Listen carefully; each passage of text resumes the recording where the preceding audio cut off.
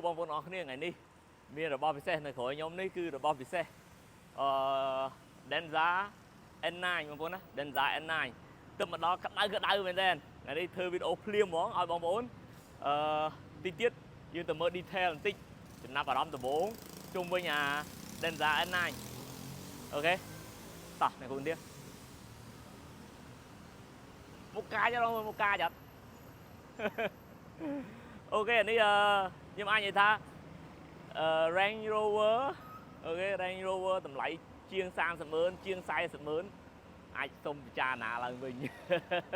អូខេអ្នកដែលពងពិចារណា Range Rover អាចពិចារណាឡើងវិញបាទអានេះគឺគេហៅ top flagship បងប្អូន flagship model របស់ Denza full size SUV បងប្អូនណា full size SUV អូខេធំមែនតើមក showroom MK យើងលាងទឹកសម្អាតបន្តិចសិនព្រោះនៅក្នុងកុងតឺន័រគ្នានៅកុងតឺន័រចិត្តមួយខែហើយបាទនេះក្នុងកុងតឺន័រចិត្តមួយខែហើយអញ្ចឹងសុំពេលសម្អាតខ្លួនបន្តិចបាទសុំពេលសម្អាតខ្លួនអញ្ចឹងនៅ showroom MK បងប្អូនអាចអញ្ជើញមកមើលផ្ទាល់បានDenza N9 បងប្អូនណា Denza N9 គឺយើងមកកញ្ចប់ full package មានទាំងឆ្នាំងសាកមានទាំងអីទាំងអស់អូតូម៉ាទិកទ្វាអូតូបាទបើងពេចបាទអានេះអូខេ running board មានអូតូមិនបាច់ពាក់បន្ថែមទេណាអូអស្ចារ្យមែនទេបងប្អូនអស្ចារ្យមែនទេអូខេអញ្ចឹងChinese model អូខេអានេះខ្ញុំទិញអាកញ្ចក់មើលធម្មតាព្រោះខ្ញុំអត់ចូលចិត្តអាកញ្ចក់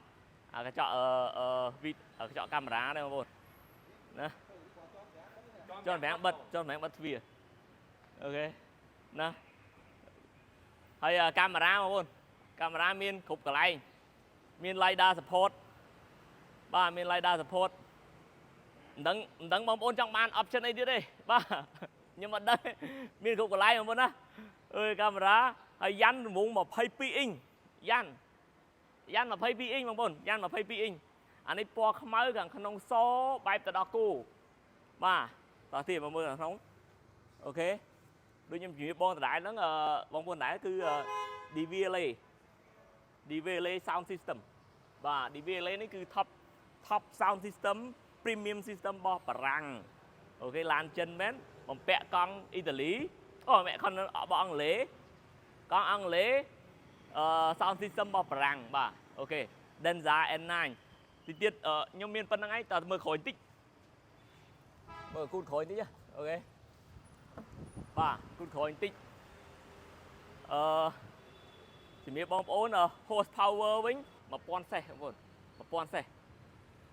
គឺធំមែនតើបាទអញ្ចឹងជន់ក្នុង100ពី0ទៅ100ប្រើរយៈពេលតែ4វិនាទីទេបងប្អូន4វិនាទីអូខេហើយទំហំឡានប៉ិន Range Rover បាទ Range Rover អរគុណច្រើនបងប្អូនមានប៉ុណ្្នឹងជួបគ្នានៅវីដេអូក្រោយបាទមានវេលាបងប្អូន